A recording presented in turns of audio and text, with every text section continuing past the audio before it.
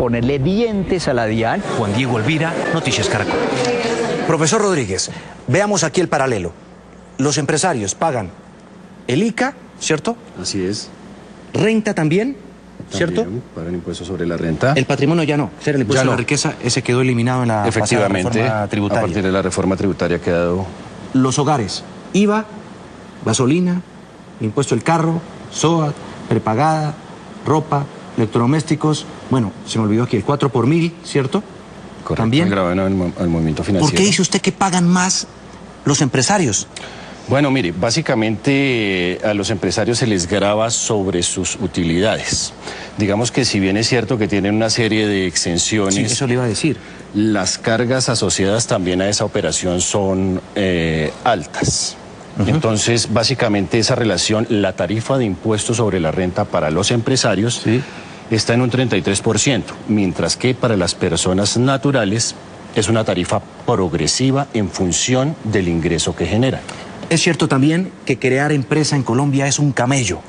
Así es. Hay muchos trámites, también asfixian al pequeño y mediano empresario con muchos tributos. Así es. Sin embargo, las políticas estatales propenden a partir de este momento porque se simplifique un tanto el tema de la tramitología. La economía naranja es eso, tal cual, estimular y incluye apoyar la un poco economía el naranja. talento, los jóvenes, los pequeños empresarios, a través de diferentes mecanismos de exención de impuestos y demás para que impulsen la economía y creen empresa. Estimular la creación de empresa, el emprendimiento, es algo súper importante para la economía colombiana. Claro. ¿De cuánto es la evasión? Porque la DIAN dice que son 50 billones. ¿No es más fácil, no, pues combatir la delincuencia, los que no pagan, los que le hacen trampa al Estado?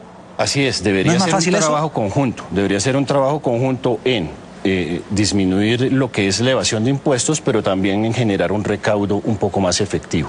¿Por qué habla el ministro de aumentar la base gravable? Es decir, que muchos más, como lo están haciendo ya tantos colombianos, declaren renta. Porque mire usted, la disminución de un punto porcentual en la tarifa a los empresarios implica que el Estado deja de percibir 1,2 billones de pesos. Sí. Esa cantidad de recursos debe compensarse de alguna manera con alguna otra fuente. Sí, pero digamos que hoy por hoy deben declarar renta quienes ganen más, ¿de cuánto? De 3.4 millones de pesos mensuales. Aquí está. Quienes tengan unos ingresos superiores a 44.603.000 para la vigencia 2017 están obligados a declarar renta.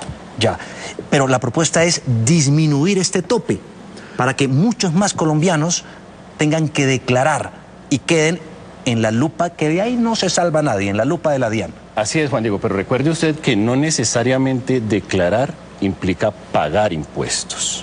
Entonces, lo que se está buscando es disminuir dicha base, pero no necesariamente implica que pero se entonces van a ahí pagar viene una impuestos. contradicción, porque ahí viene una contradicción, perdóname, profesor.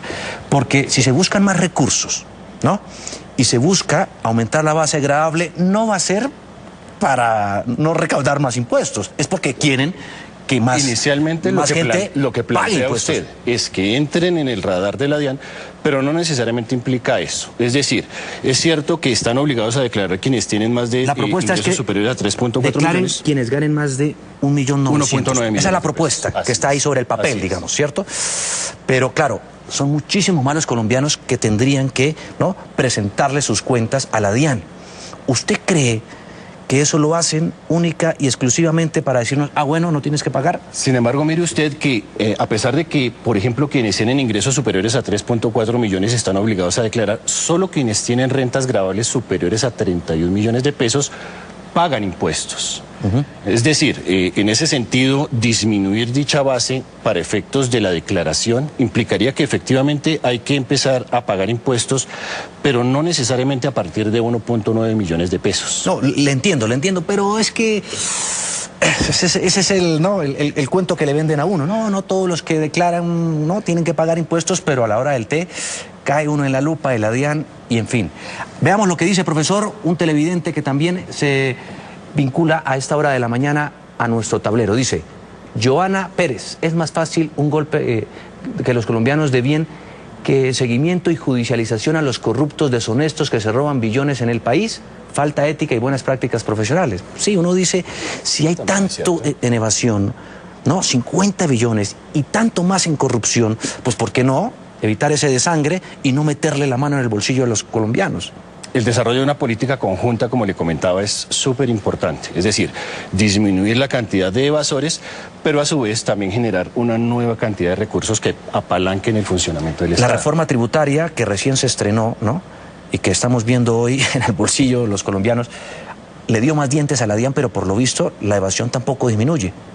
Bien, digamos que también en ese sentido los procesos de la DIAN deberían sufrir una mejora para efectos de poder optimizar esa actividad de control a la evasión de los impuestos. Mucha atención, señor televidente, tenga en cuenta esto porque aquí es donde empiezan a ponerle la lupa la DIAN. Miren, si usted uno tiene que declarar esto. Sí, salarios, efectivamente. Comisiones, sí, prestaciones sociales, así es, viáticos, gastos de representación, honorarios, emolumentos eclesiásticos. ¿Qué es eso? Son los ingresos que obtienen las personas asociadas al clero y a las comunidades en las iglesias. Ya. También, bueno, por pensiones, ¿no? Las pensiones también están allí. Las pensiones también deben declararse, claro que sí. Y las indemnizaciones, las devoluciones de saldo, las compensaciones por servicios personales, compensaciones recibidas por el trabajo asociado cooperativo. Sí, todo eso hace parte... ¡Ay, se me olvidaba! Las cesantías también ahora. Las cesantías entran a formar parte de la base para declarar. Sin embargo, aún siguen teniendo una parte de exención sobre las mismas. Claro. Veamos lo que cuenta también como ingresos. ¿Esto? Claro que sí. Intereses, rendimientos financieros, correcto, arrendamientos, regalías, explotación de la propiedad intelectual. Efectivamente, Juan Diego, lo que sucede es que este tipo de ingresos están catalogados, de acuerdo con la última reforma tributaria, en un segmento diferente, pero sí siguen constituyendo ingresos. O sea, que si todo eso, a usted le entra plata por todo eso y supera los 44 millones de pesos de ingresos... 44.6 millones, correcto. Venga para acá, le dice la DIAN. Tiene que declarar, más no necesariamente... Esa es su teoría, esa es su teoría y la que le dice a uno el ministro de Hacienda. Veamos el calendario de pago, de acuerdo con la cédula, ¿no? Claro que sí, con los dos últimos dígitos del NIT. Los vencimientos iniciaron el 9 de agosto y van hasta el 19 de octubre. Sí. Hay que tener en cuenta estos dos dígitos, son los plazos oportunos para declarar. Claro, aquí está más o menos, ¿no? Faltan todavía claro que sí, muchísimos números más de cédula, pues por espacio no lo podemos tener todo, pero esa es la idea. Va disminuyendo aquí y sigue, ¿no? Claro que sí. En ese orden. ¿Qué pasa si uno no declara?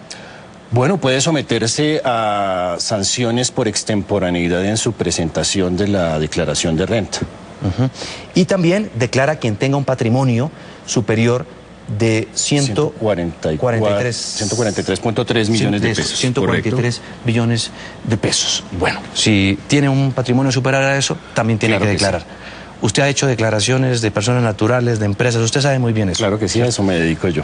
Le va a tocar hacer la mía porque estoy ya hasta el cuello de tanto impuesto. Profesor, muchísimas gracias. A usted, es muy gentil, muy amable. Cata.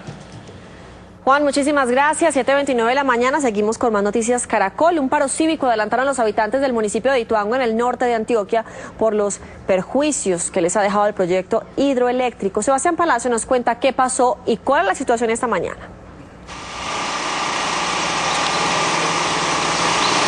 ¿Qué tal? Buenos días. Poco a poco los comerciantes de aquí del municipio de Ituango empiezan a abrir nuevamente las puertas de sus locales. Ayer